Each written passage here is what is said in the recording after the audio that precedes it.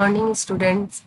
आज हम श्लेष अलंकार के बारे में जानेंगे। श्लेष अलंकार शब्द अलंकार का भेद है। अलंकार किसे कहते हैं, अलंकार के कितने भेद होते हैं, ये सब मैं पिछली वीडियो में बता चुकी हूँ। उसका लिंक आपको डिस्क्रिप्शन बॉक्स में मिल जाएगा, अगर आपने नहीं पढ़ा है तो वहां से देख लीजिएगा। आज हम श्लेष अलंकार के बारे में जानते हैं। जहाँ काव्य में किसी शब्द का प्रयोग एक बार हो लेकिन उसका अर्थ अलग अलग हो, वहां पर श्लेष अलंकार होता है। मतलब जब कविता की किसी पंक्ति में किसी शब्द का प्रयोग एक बार हो लेकिन उसका अर्थ एक से अधिक निकले, वहां पर श्लेष अलंकार होता है। उम्मीद है आपको समझ में आ गया होगा। आइए अब हम उदाहरण के माध्यम से देखते हैं। इसका पहला उदाहरण देखिए। रहीमन पानी राखिए बिन पानी सब सून, पानी गए न उबरे मोती मानुष चून। यहाँ पर पहली पंक्ति में जो पानी पानी दो बार आया है उसमें कोई श्लेष अलंकार नहीं है। ठीक है।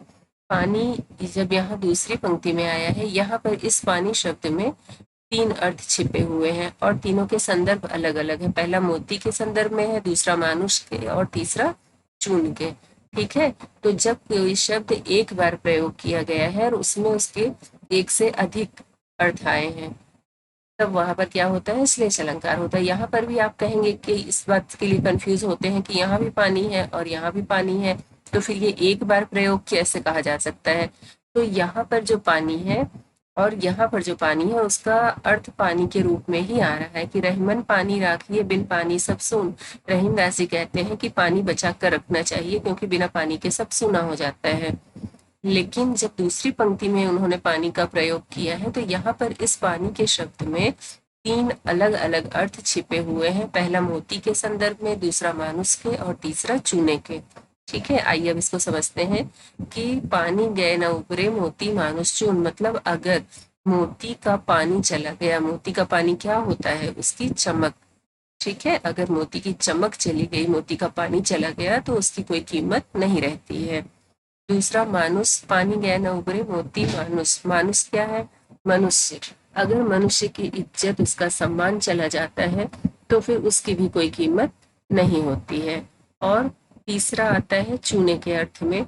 चूना जो पान में लगा के खाया जाता है, वो जब तक गीला होता है तब तक उसे अच्छा समझते हैं और सूखने पर उसको बेकार मानते हैं, वो बेकार हो जाता है। तो जब तक चूने के अंदर गीलापन है पानी की वजह से, तब तक चूने का महत्व है, वरना वो भी बेकार हो जाता है। तो इस तरह से यहाँ पर पानी के शब्द में तीन अर्थ छिपे हुए हैं, इसलिए यहाँ पानी में श्लेष अलंकार है। और इन दो पानी को लेकर आप कंफ्यूज मत होइएगा, क्योंकि यहाँ वाले जो पानी के शब्द हैं उसमें कोई श्लेष नहीं है। सिर्फ दूसरी लाइन के पानी में, दूसरी लाइन में जो पानी शब्द का प्रयोग किया गया है वहां पर श्लेष अलंकार है। ठीक है। आइए अब हम इसके बाद दूसरा उदाहरण देखते हैं। चरण धरत चिंता करत चितवत चारों ओर, सुवर्ण को खोजत फिरत कवि व्यभिचारी चोर। यहाँ पर सुवर्ण, सुवर्ण, स्वर्ण। ठीक है। ये जो शब्द है इसमें तीन तीन अर्थ छिपे हुए हैं। इनका संदर्भ देखिए, एक कवि के संदर्भ में, एक व्यभिचारी के संदर्भ में और एक चोर के संदर्भ में। तो यहाँ पर कवि कह रहा कि चरण धरत चिंता करत चितवत चारे ओर। कौन, कवि, व्यभिचारी और चोर, ये तीनों चरण धरते हैं और चिंता करते रहते हैं और चारों तरफ देखते रहते हैं। कैसे, अब वो यहाँ पर है। ये सुवर्ण शब्द जो है इसके माध्यम से समझिए कि जब कवि स्टेज पे जाता है, मंच पे जाता है और अपनी कविता सुनाने के लिए लोगों के सामने, उसके सामने लोग बैठे होते हैं, तो वो जैसे जैसे अपने पैर ऊपर रखता है, मंच पे चढ़ता है, उस टाइम चिंता करता रहता है और चारों तरफ देखता रहता है। मतलब अपने दिमाग में चारों तरफ खोजता रहता है कि अपनी कविता को बताने के लिए वो कितने अच्छे अच्छे शब्दों का प्रयोग कर सकता है। तो अच्छे शब्दों के लिए, अच्छे वर्णों के लिए वो चिंतित रहता है और अपने दिमाग में चारों तरफ वो खोजता रहता है, देखता रहता है कहाँ से कौन से अच्छे से शब्द उसको मिल जाए, अच्छे वर्ण मिल जाए, जिनके माध्यम से वो अपनी कविता को लोगों के समक्ष अच्छी प्रकार से प्रस्तुत कर सके। उसी प्रकार व्यभिचारी के लिए आया है सुवर्ण। व्यभिचारी होते हैं वो पुरुष जो चरित्रहीन होते हैं, जो पराई स्त्रियों के पीछे भागते हैं। तो ये लोग भी, इनके संदर्भ में जब सुवर्ण का अर्थ देखेंगे तो आएगा सुंदर वर्ण। वर्ण मतलब रंग भी होता है। ठीक है, गोरा रंग, तो सुंदर स्त्री के लिए आया है। तो ये लोग भी जब किसी सुंदर स्त्री का पीछा करते हैं तो जैसे जैसे कदम आगे बढ़ाते हैं, चिंता करते रहते हैं, चारों तरफ देखते रहते हैं कि कोई उनकी इस गलत हरकत को देख ना ले। ठीक है, और उसी प्रकार चोर है, चोर जब चोरी करने जाता है तो चोर के संदर्भ में सुवर्ण का अर्थ क्या है? स्वर्ण मतलब सोना। ठीक है, ये देखिए यहाँ पे हमने लिख दिया है सोना। तो चोर जो है वो जब सोने की चोरी करने जाता है तो वो भी जैसे जैसे चोरी करने जहाँ जाता है वहां पे पैर रखता है तो चिंता करता रहता है और चारों तरफ देखता रहता है कि कोई उसे देख ना ले। तो उम्मीद है आपको इन दोनों पंक्तियों का अर्थ समझ में आ गया होगा। और सुवर्ण शब्द में जो 3 अर्थ छिपे हुए हैं, कवि, व्यभिचारी और चोर के संदर्भ में, वो भी आपको समझ में आ गया होगा। तो यहाँ पर देखिए सुवर्ण शब्द का प्रयोग एक बार हुआ है लेकिन इसके 3 अलग अलग अर्थ निकल कर आ रहे हैं, इसलिए यहाँ पर क्या हो गया? श्लेष अलंकार। आइए अब हम तीसरा उदाहरण देखते हैं इसका। जो रहीम गति दीपक की कुल कपूत की सोय, बारे उजियारो करे बढ़े अंधेरो होए।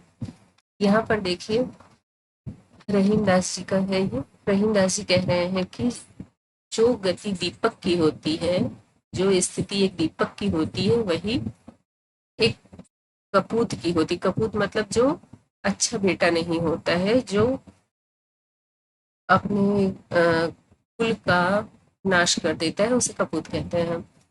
तो बारे उजियारो करे बढ़े अंधेरो हो। यहाँ पर देखिए बारे शब्द का 2 अर्थ है।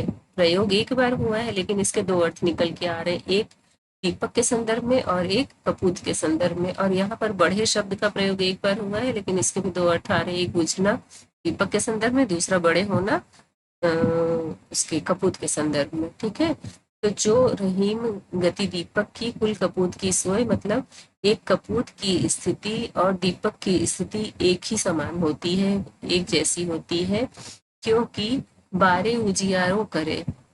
दीपक जब जलता है, बारे मतलब जलना, जब जलता है तो वो उजियारा कर देता है, चारों तरफ उजाला फैला देता है।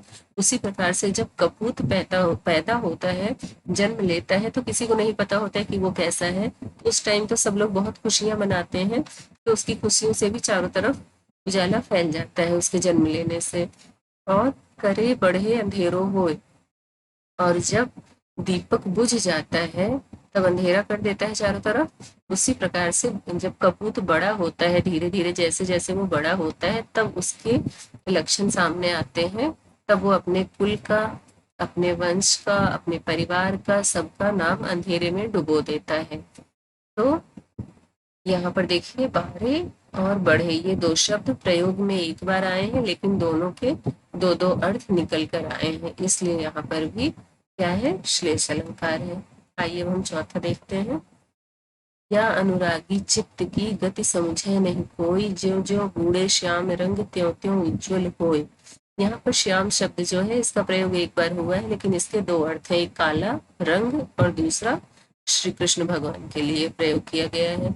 यहाँ पर देखिए या अनुरागी चित्त की गति समझे नहीं कोई, यहाँ पर गोपियां कह रही हैं कि मेरे इस प्रेम भरे चित्त की, मन की गति को कोई नहीं समझ सकता है, कोई नहीं समझ रहा है। ये जैसे जैसे ज्यों ज्यों गूढ़े श्याम रंग, जैसे जैसे ये काले रंग में डूब रहा है, काले रंग में डूब रहा है, त्यों त्यों उज्जवल होए, वैसे वैसे सफेद हो रहा है। मतलब श्री कृष्ण के, मतलब यहाँ पर उसका जब काले रंग में कहा गया है तो वो बता रही है कि जैसे जैसे मेरा ये प्रेम में डूबा हुआ मन काले रंग में डूब रहा है, वैसे वैसे क्या हो रहा है? काला ना होके डूब रहा है काले रंग में, लेकिन काला ना होके उज्जवल हो रहा है, सफेद हो रहा है। और दूसरा अर्थ है श्री कृष्ण के संदर्भ में कि मेरा ये प्रेम भरा मन, इसकी गति को कोई नहीं समझ पा रहा है, और ये जैसे जैसे श्याम के रंग में मतलब श्री कृष्ण में डूब रहा है, श्री कृष्ण के प्रेम में डूब रहा है, वैसे वैसे ये उज्जवल हो रहा है, मतलब निखर रहा है खूब। ठीक है, तो यहाँ पर भी देखिए श्याम शब्द का प्रयोग एक बार हुआ है और इसके अर्थ 2 निकल कर आए हैं। तो उम्मीद है कि आपको श्लेष अलंकार अच्छी तरीके से समझ में आ गया है। अगर नहीं समझ में आया है तो प्लीज आप कमेंट बॉक्स में लिखकर मुझे बताइएगा, मैं जरूर आपके डाउट्स क्लियर करूंगी। और अगर ये वीडियो आपको अच्छा लगा है तो इसे लाइक, शेयर और सब्सक्राइब जरूर कीजिएगा। और अगर इस चैनल पर नए हैं तो बेल आइकन को प्रेस कीजिएगा ताकि आगे आने वाली नई वीडियो की नोटिफिकेशन आपको मिलती रहे। अब आज की वीडियो में बस इतना ही, मिलते हैं नेक्स्ट वीडियो में। Okay bye.